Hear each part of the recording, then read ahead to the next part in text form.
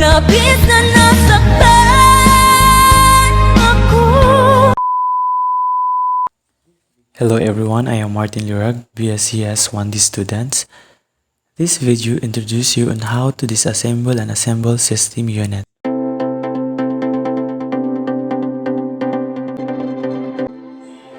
You might think that disassembly and assembly of a system unit is easy. Yes, it is, provided that you have done it correct and safely. The first thing that every computer technician should keep in mind is safety.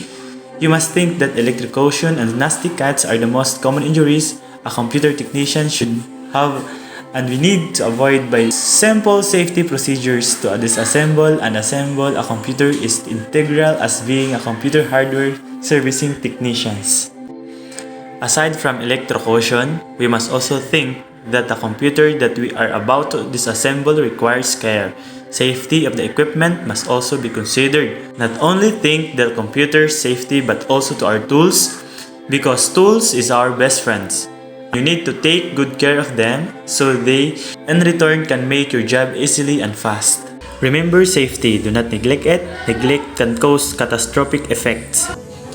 Before opening the system case, be sure to turn off the system unit, turn off and unplug the AVR from the wall socket as well.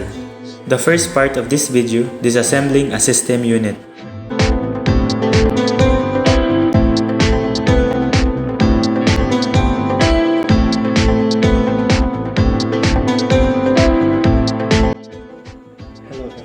Disconnect the power cord and all other cables from the system unit.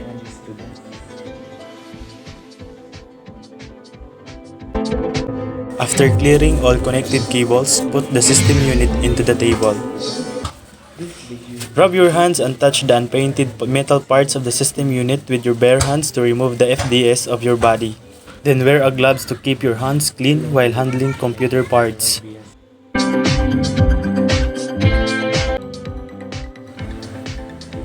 Remove the screws of the side cover and put the screws in the container.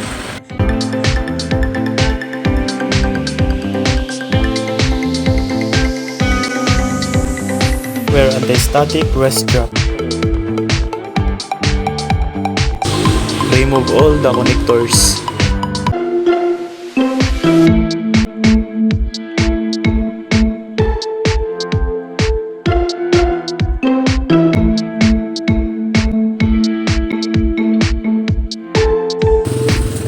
Remove the power supply.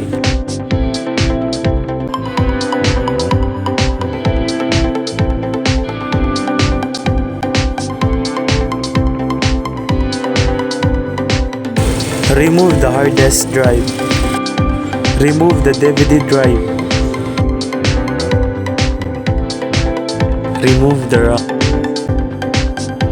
Remove the heatsink.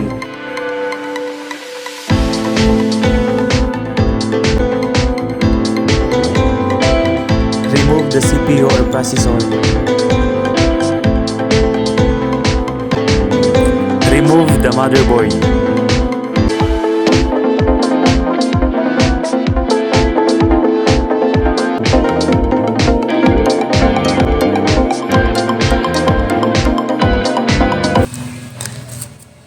That's the procedure on how to disassemble system unit. The last part of our tutorial is assembling system unit.